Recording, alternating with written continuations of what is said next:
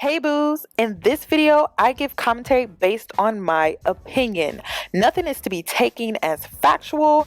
We are just here to have conversation. We don't expose and we don't sip tea on this channel. I'm giving you real talk straight, no chaser. Let's see if you can handle it. I'm low-key overwhelmed.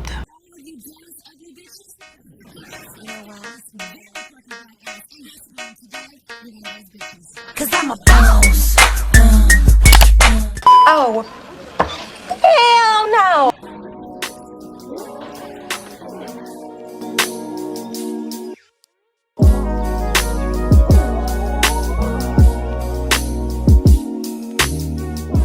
It's Yanni and I'm back with another video. So in today's video, I'm going to be recapping Insecure Season 4, Episodes 7 through 9. Those are the episodes that I missed with you guys because of everything that is going on. And to be honest, I am so overwhelmed.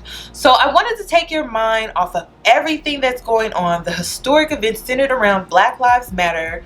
And I just wanted to focus in on Insecure and kind of take you to the Insecure world and just talk about the different things that happen in each episode that I particularly want to highlight. So I'm going to be starting with episode 7, Low Key Trippin'. Now, before we get into this, I wanted to start by speaking on where we left off.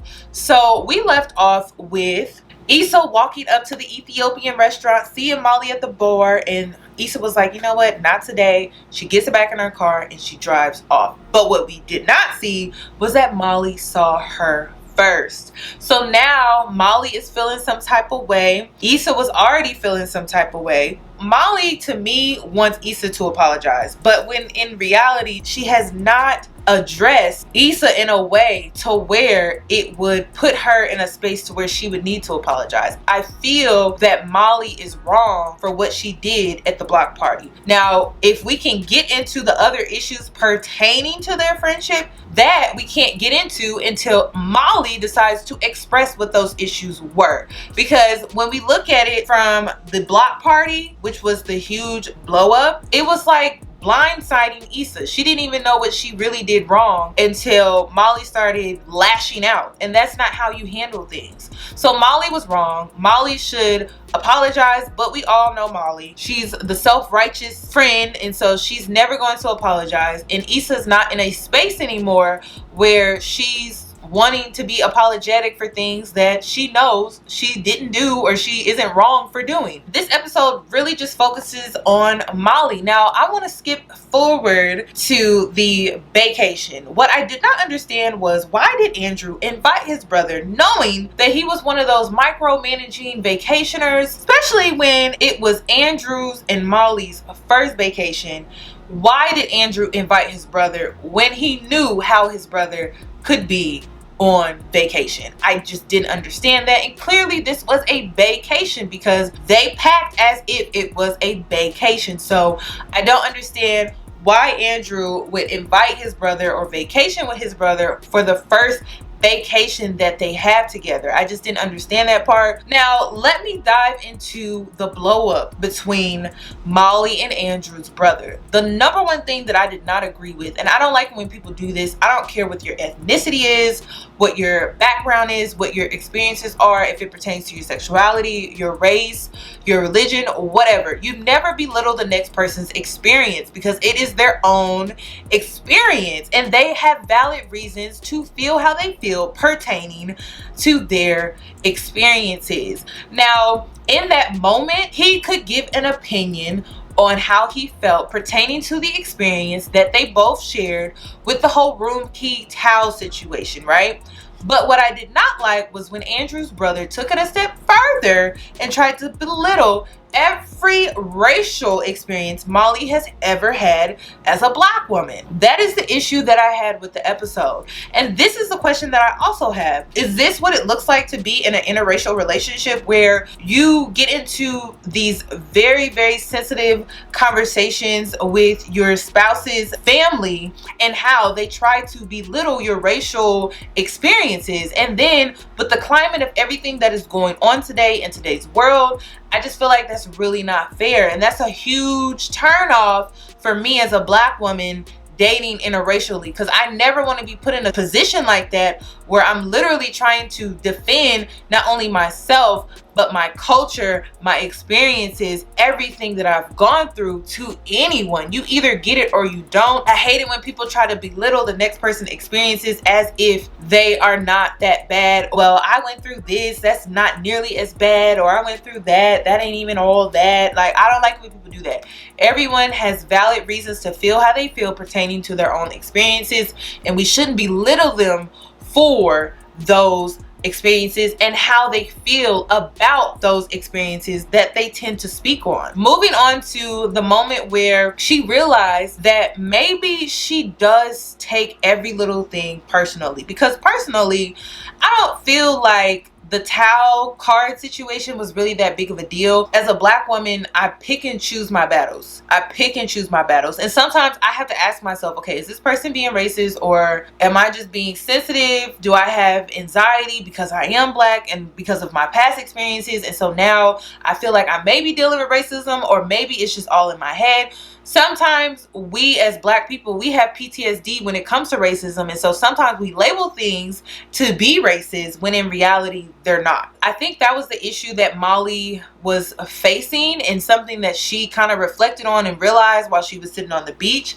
And so she kind of painted herself out to be this angry black woman because she could have handled it better, in my opinion. When you date interracially, you're already fighting the stereotypes that come with dating interracially, right? Especially pertaining to that person's family. So she kind of painted herself out to be the angry black woman. And Molly isn't the type to allow things to just let go. She tends to fixate on really small issues, and then they tend to blow up into really big issues. So hopefully with therapy, she's going to correct that moving forward, because honestly I felt like she could have went about it totally different.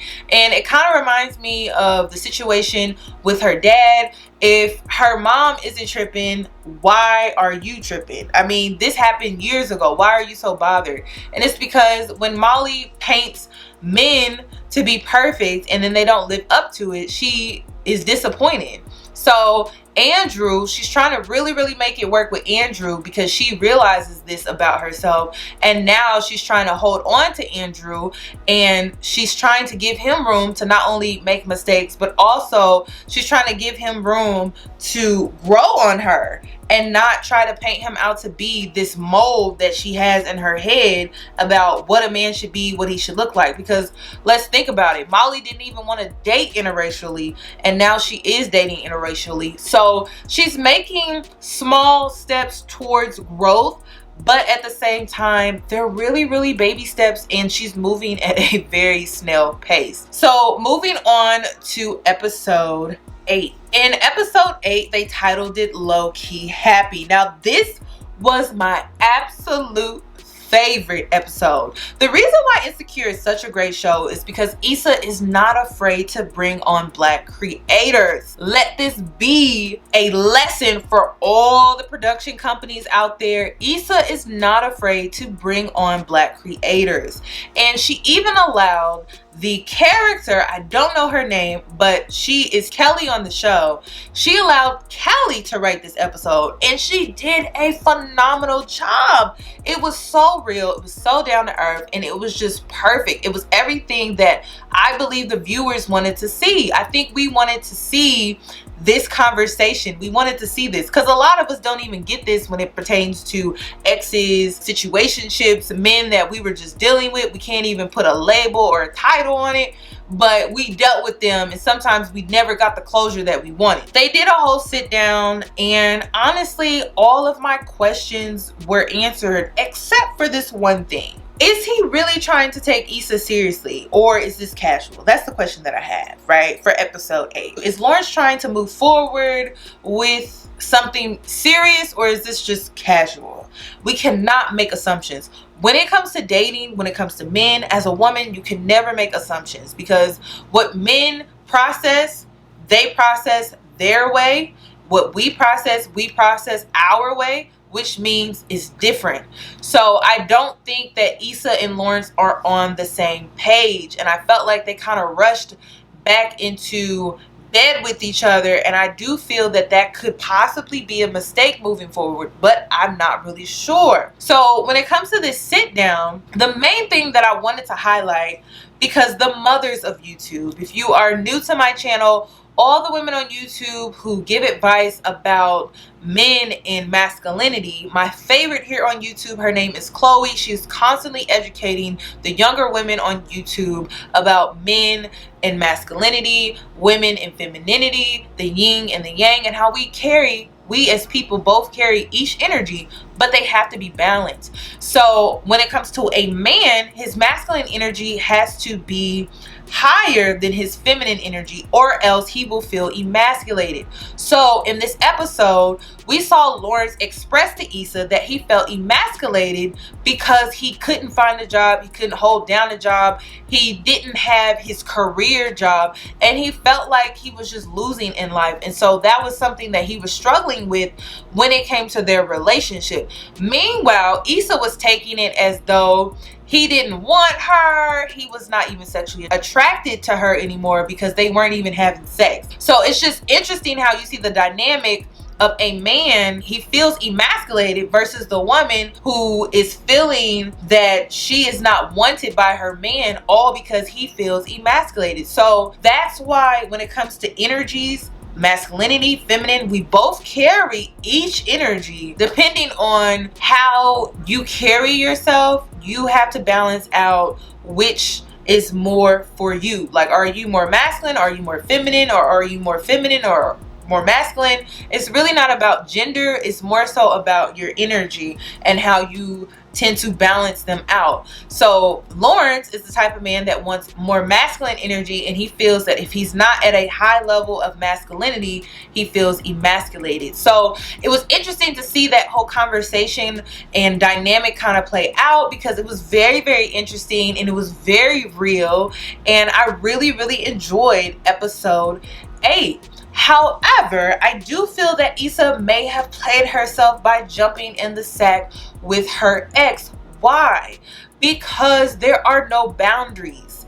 Never have sex without boundaries. If you hop in the sack without boundaries, you may be playing yourself. Now, are there exceptions to that? Yes. But for the most part, if you hop in the bed and there are no boundaries in place, you could possibly be getting played. And that is something that I'm going to be getting into later when we touch on episode 9. And now, within this episode, it is very clear that Lawrence is not a Dusty.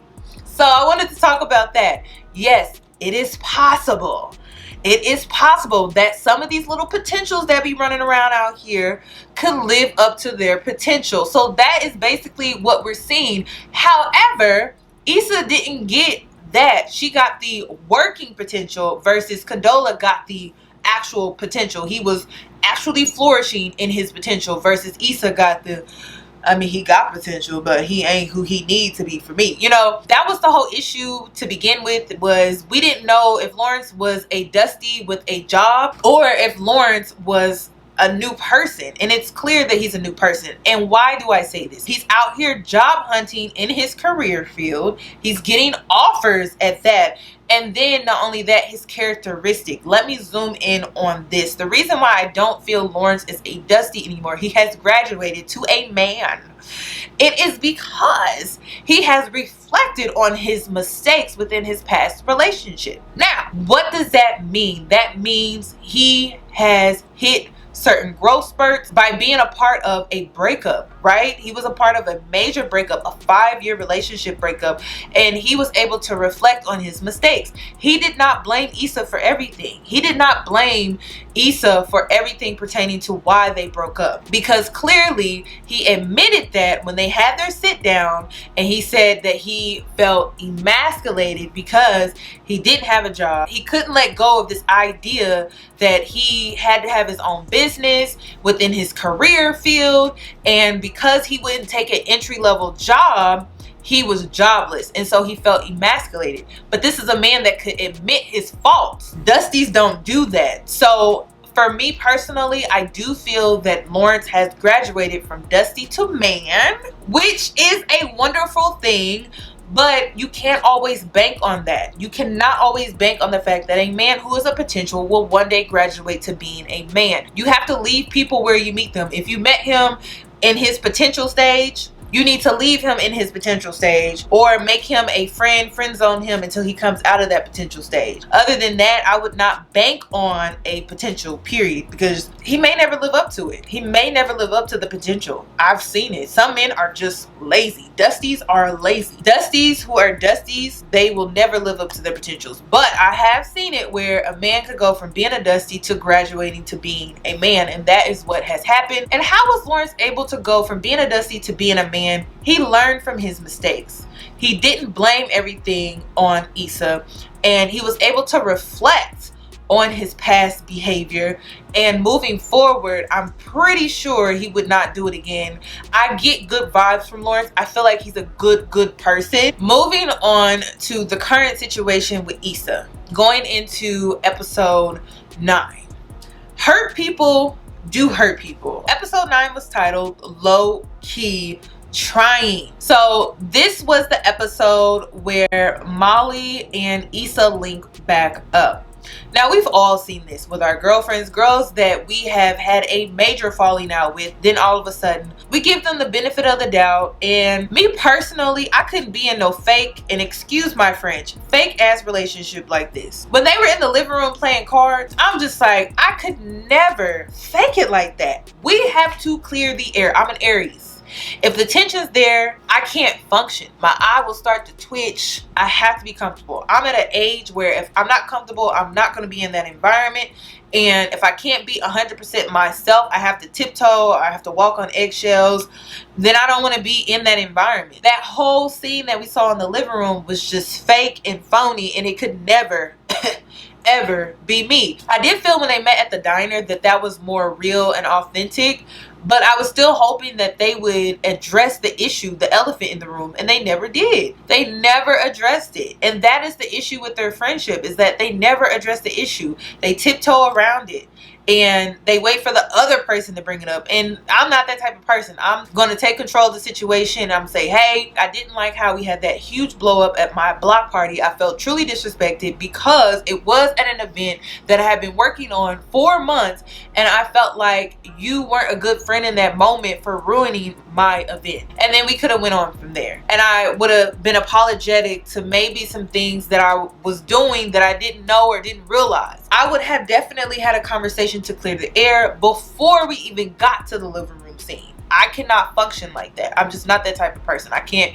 be fake. Another part in this episode was the fact that Issa played herself yet again. Now, when it comes to the dating scene, this is what you do not do this, honey. Until you are in a committed relationship, you are single AF. And then when you do enter a relationship, you are still single legally. Okay, let me repeat this, okay? This is my rule of thumb. When you are single, not in a committed relationship, you are single AF. When you are in a committed relationship, you are still single, but you are single legally. However, when you're in a committed relationship, you are single legally, but you still have boundaries because you're in a committed relationship. So how did Issa play herself? Let me take you to the scene that was in the kitchen with Nathan. Now, Nathan was in the kitchen and he was explaining to Issa why he ended up ghosting her after she had already spilled the beans that she was dealing with her ex again. And of course, he couldn't wait to throw it up in her face. Oh, the ex that you cheated on. And this is when I knew Issa played herself. I said, girl, why are you telling him all the business when you don't even know where this is going with your ex? Y'all could just be fooling around. It could just be casual. How do you know that Lawrence isn't still dealing with Condola? This is why when it comes to dating, you play your cards right and you don't blast yourself. It's not lying unless this person asks you a direct question and then you answer with a lie. If this person never asks, you never tell. You never tell. Issa is not in a committed relationship. If she wanted to dab in with Nathan and dab in with Lawrence, that's something that she could do because she's not in a committed relationship. Lawrence has not set her down and said, hey, I want to be with you. Hey, it's exclusive. It's just the two of us. Hey, are you still seeing other people because I want to move forward with you? None of that has taken place. Issa's been wanting to reach out to Molly to get advice about the situation, and the advice is this: girl, you need to have a sit-down conversation with Lawrence to see where things are, and she hasn't done that. She played herself because she shot herself in the foot when she was telling Nathan all the business as if she was in a committed relationship. It's like, girl, you're not in a committed relationship. You're not in a committed relationship. Until you are in a committed relationship, you are single AF, which means you are free to entertain whoever. If you enter a committed relationship, you are still legally single, but there are boundaries in place where you are not. It's not okay to entertain people when you are in a committed relationship. But Issa is not in a committed relationship. She is single AF. She can still dibble and dab with Nathan if that's something that she wants to do or not. She can dibble and dab with Lawrence, whatever, but she's not in a committed relationship to where she needed to explain to Nathan that she was back with her ex. If he doesn't ask, you don't tell. You don't blast yourself like that, because what if Lawrence doesn't want to move forward with her, and then now Nathan feels that he's like the last resort, second option type situation? You just don't do that. That is how you play yourself, and you don't play yourself like that. Ladies, when it comes to dating, it is a battlefield, and you have to have strategy. You have to play your cards right, and Issa, in my opinion, did not do that. She should have held off until she knew the situation with Lawrence, until she knew the situation with Lawrence and Condola, before she just went off to Nathan. We as women always do that. We have to stop doing that. We have to stop blasting ourselves like that, because you think Lawrence went out and told Condola about Issa? Hell no. I can tell you, hell no. I do feel like Issa may have played herself already, and it just really sucks, because it's like, I want Issa to win so bad, but she keeps doing dumb stuff. She should have held off telling Nathan about Lawrence, because she's not in a committed relationship. Yes, that's her ex, but it doesn't mean that they're together, and sex does not mean anything. Sex does not mean that you're automatically in a committed relationship. Until this man sits you down, or you both mutually sit down and you guys have a conversation about being committed or not, you are single AF. And even when you do enter that relationship, you do have boundaries that you must follow, but you are still single legally. So that's all that I have regarding this recap, you guys. Hopefully you enjoyed it. I tried to make this a little longer because, you know, I'm trying to get your mind off of everything that's going on. Hopefully you're taking care of yourself during this time, you guys, because we are living through such a historic time, and it could really take a huge toll on your mental health. So make sure you're taking care of yourself. Make sure you're disconnecting from the media and social media, so that you can kind of take a break from everything that's going on, and just make sure that you're good. So I will be disconnecting this week on Instagram and Snapchat. I will continue to upload here on YouTube. So make sure you have your post notifications on, because I will not be promoting any new content on Instagram or Snapchat. It will be directly uploaded to YouTube. So have your post notifications on. And if you haven't recently, make sure you kind of click the bell again to refresh it, because YouTube be messing up sometimes. So make sure you click the bell, refresh it, then click it again, so that you can get up-to-date notifications. So that's all that I have regarding this video. I would love your thoughts and opinions, as always, down below in the comment section. And if you're new, please subscribe, hit the notification bell so that you are notified for when I upload, and I'll catch you guys in my next video. Bye guys.